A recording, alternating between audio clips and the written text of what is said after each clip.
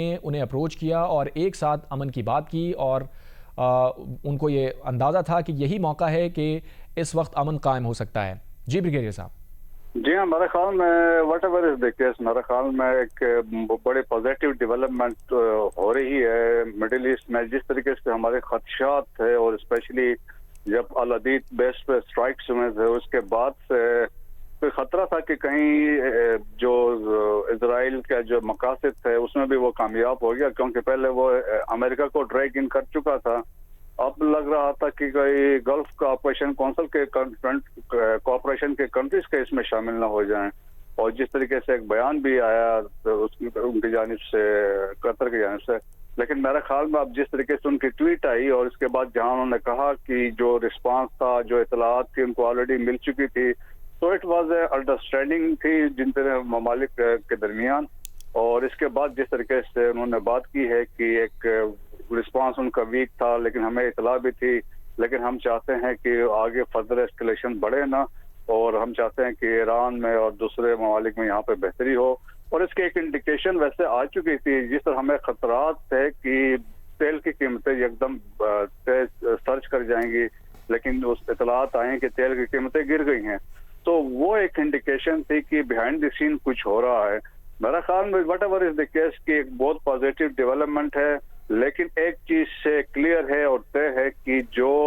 Military objectives تھے اسرائیل کے اور پولیٹیکل آبجیکٹیوز تھے وہ اچیو وہ اسرائیل کر نہیں سکا، بلکہ ایران اس پورے کنفلکٹ کے دوران اسرائیل کے اوپر پریویل کر گیا تھا. اور اسرائیل ایک وقت ایسا آ گیا تھا وہ ڈیفنس لیس ہو گیا تھا، ان کے انٹرسپٹر ختم ہو رہے تھے اور جس طریقے سے وہاں پہ ڈسٹرکشن ہو رہی تھی. آپ دیکھیں کہ ٹوٹل جو اسرائیل کا لینتھ اسرائیل کی بنتی ہے وہ 472 کلومیٹر ہے اور نیروسٹ حصے میں اس کی 15 کلومیٹر وڈتھ ہے. سو ڈسٹرکشن اور جس طرح میزائل ہٹ کر رہے تھے اور میزائل بھی وتھ ہیوی پے لوڈ کے ساتھ جا رہے تھے، تو جس طرح خیبر تھی، حاج قاسم اور تھے، اور اس کے علاوہ اماد قدر، یہ وہ میزائل تھے جنہوں نے ایکچولی ہٹ کیا. سو آلموسٹ اگر 100% فائر ہوئے تو 40% نے ہٹ کیا تھا. تو it was a disaster for Israel. That's why انہوں نے امریکنس کو اس میں ڈریگ کیا تاکہ وہ آئیں. پھر اس کے بعد امریکن اسٹرائکس جو ہوئی اور اس پہ نتانز پہ، اور اس کے بعد ہم نے دیکھا فردو پہ، اصفہان پہ. لیکن پھر بھی یہی ہوا کہ ڈیمیج اسسمنٹ ابھی تک صحیح معنوں میں ہو نہیں سکی ہے.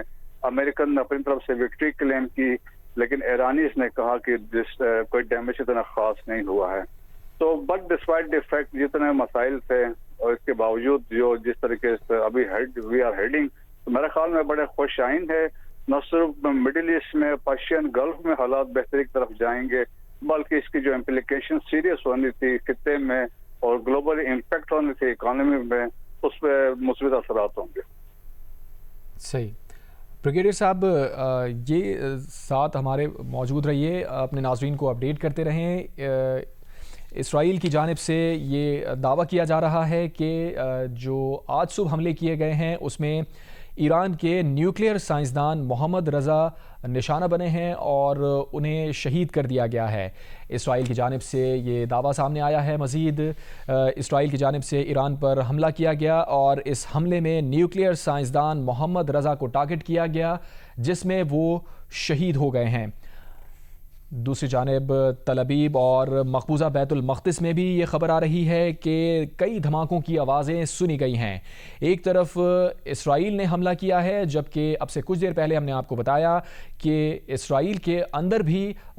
سائرن بج رہے تھے اور تل ابیب اور دیگر شہروں میں، مقبوضہ بیت المقدس اور دیگر شہر ایسے ہیں جہاں پر دھماکوں کی آوازیں سنی گئی ہیں اور اسرائیل کا دفاعی نظام دوبارہ سے فعال ہو چکا ہے. اس سے پہلے وارننگ سائرن بجے تھے اور وارننگ سائرن بجنے کے بعد تل ابیب اور مقبوضہ بیت المقدس میں میزائل فائر ہونے کے لیے ایئر دفاعی نظام، ایئر ڈیفنس سسٹم فعال ہو چکا ہے. اور جس طرح پہلے بھی مختلف تجزیہ کار یہ تبصرہ کر رہے تھے کہ جنگ بندی کی ٹائم لائن شروع ہونے سے پہلے دونوں ممالک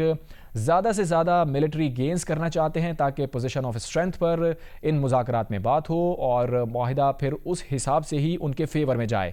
اور اب یہ دیکھ رہے ہیں کہ دونوں ممالک کی جانب سے حملوں میں انٹینسٹی آ رہی ہے اور ایران کی جانب سے میزائل اور ڈرون بھیجے جا رہے ہیں، تو اسرائیل کی جانب سے بھی فضائی حملے کیے جا رہے ہیں، اور تازہ حملے میں ایران کے نیوکلیئر سائنسدان محمد رضا کو نشانہ بنایا ہے اور انہیں شہید کر دیا گیا ہے، جبکہ اسرائیل کی جانب سے بھی جو میزائل فائر کیے گئے وہ تل ابیب اور مقبوضہ بیت المقدس کے مختلف علاقوں میں وہاں پر نشانہ بنانے کے لیے گئے ہیں، اور اسی حملے کو روکنے کے لیے اسرائیل کا دفاعی نظام بھی اس وقت ایکٹیو ہو گیا ہے۔ حملے کے سائرن پہلے سے بجنا شروع ہو گئے تھے، اور اس وقت صورتحال یہ ہے کہ ایئر ڈیفنس سسٹم اسرائیل کا فلی ایکٹیویٹڈ ہے، اور اسرائیل پر جو ایران کے میزائل فائر ہوئے ہیں انہیں روکنے کے لیے کوشش کی جا رہی ہے۔ بریگیڈیئر مسعود خان ریٹائرڈ ہمارے ساتھ موجود ہیں۔ بریگیڈیئر صاحب، جس طرح آپ صورتحال دیکھ رہے ہیں، ایک طرف تو جنگ بندی کا اعلان کیا گیا، معاہدے کا اعلان کیا گیا، لیکن دوسری طرف ٹائم لائن کو اگر دیکھیں کہ جنگ بندی کے آغاز سے پہلے انٹینسیفائی کر دی گئی ہیں کارروائیاں دونوں طرف سے، یہ کیا اسٹریٹجی ہے، یہ ایکسپلین کریں۔ یہ بالکل اسی طرح ہوتا ہے۔ بالکل دیکھیں کہ جب آپ بات چیت پہ بیٹھیں گے تو وہ ہر ایک کوشش کرے گا پوائنٹ آف اسٹرینتھ سے بیٹھے گا، اور اپنی ٹرمز کو کوشش کریں گے ڈکٹیٹ کریں گے۔ دیٹس وائی انلیس دیکھیں فارمل سیز فائر کی اناؤنسمنٹ نہیں ہوتی ہے تو اسٹرائکس یہ چلتے جائیں گے، دونوں طرف سے ہوں گے، اور کوشش یہی ہوگی کہ جو اس اپرچونٹی کو سیز کر کے بیفور ڈکلیئرنگ سیز فائر کی دشمن کو میکسیمم نقصان پہنچایا جائے۔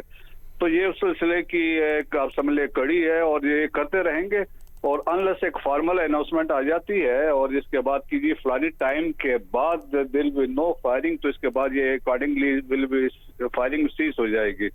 سو انٹل دیٹ یہ کنٹینیو کریں گے، کیونکہ اس کے بعد سب نے بات چیت پہ بیٹھنا ہے، اور تو ہر ایک کی کوشش ہوگی کہ پوائنٹ آف اسٹرینتھ پہ ہو، اور تاکہ اپنی چیزیں منوا سکیں، تو it will be continuity of that. صحیح۔ مسعود صاحب، جس طرح آپ بتا رہے ہیں کہ حملوں سے متعلق بات ہو رہی ہے، لیکن ساتھ ساتھ ہم یہ دیکھ رہے ہیں کہ تازہ میزائل حملوں میں دونوں طرف سے کوشش کی جا رہی ہے کہ زیادہ سے زیادہ گینز حاصل کر سکیں، لیکن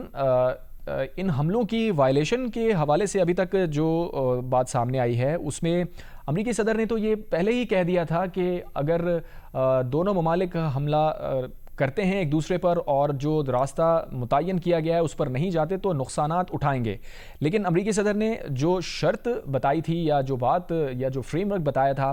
اس میں ایران سے وہ تقاضا کرتے ہوئے نظر آئے کہ ایران کی جانب سے پہلے کارروائیوں کو روکا جائے گا، پھر اسرائیل بھی اپنی کارروائیاں روکے گا۔ لیکن درمیان میں دیکھیں میرے خیال میں یہ آلریڈی ان کنٹیکٹ ہے، جس سے مارکو ریبیو کی اطلاعات تھی اس کے دوران میں وہ ان کنٹیکٹ تھے ود اسرائیلیز اینڈ ایرانین اتھارٹیز کے ساتھ، اور یقیناً بیہائنڈ دی سینس رشینس بھی انوالو ہوں گے اور چائنیز بھی ہوں گے، اور میرے خیال میں اس حساب سے یہ ایک کوشش درمیان میں ہوگی، اور ابھی آپ دیکھیں گے میرے خیال میں اگلے چند گھنٹوں میں ایک ٹائم لائن سیٹ ہوگی اور جس میں بتایا جائے گا اس کے بعد کوئی فائر میزائل نہیں ہوگا۔ سو اس پیریڈ سے پہلے ان کی کوشش ہے کہ درمیان میں کوئی تھرڈ پارٹی آ کے بیٹھ جائے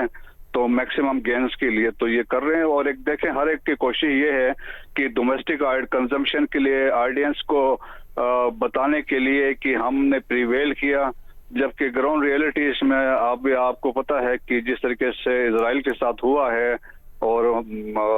دنیا بھر کے اسسمنٹ یہی ہے کہ ایران نے ثابت کیا کہ ایک وہ پرعزم ہے اور ایک ان کی اپنی ایک ہسٹری ہے اینڈ دے ہیو پریویلڈ، تو وہ بھی ہے۔ تو مشکلات ابھی دیکھیں گے آپ آگے، نیتن یاہو کے لیے بھی آئیں گے، پریزیڈنٹ ٹرمپ کے لیے بھی بہت پریشر تھا، اور ہم نے جس طرح ریزنٹمنٹ اکراس دی گلوب امریکہ میں دیکھا، اور تو میرے خیال میں بہت سارے واقعات ہیں، اور پھر مڈل ایسٹرن کنٹریز ہے وہ بھی ان کا بھی انٹرسٹ یہی ہوگا کہ حالات بہتری کی طرف جائیں، اور دیٹس وائی یہ انڈیکیشن ساری تھی ان خدشات کے برخلاف میرا خیال میں رات کو جو ڈیولپمنٹ ہوئی ہے وہ بہت یکدم ہوئی اور پازیٹیو ہوئی ہے، لیکن اس کے پیچھے یقیناً بیک ڈور ڈپلومیسی ہے۔ صحیح، بہت شکریہ بریگیڈیئر ریٹائرڈ مسعود، اپنا تجزیہ دے رہے تھے اس بدلتی ہوئی صورتحال پر، ایران کا اسرائیل پر تازہ حملہ اور اس کے بعد کی صورتحال سے آپ کو لمحہ بلمحہ آگاہ کیا۔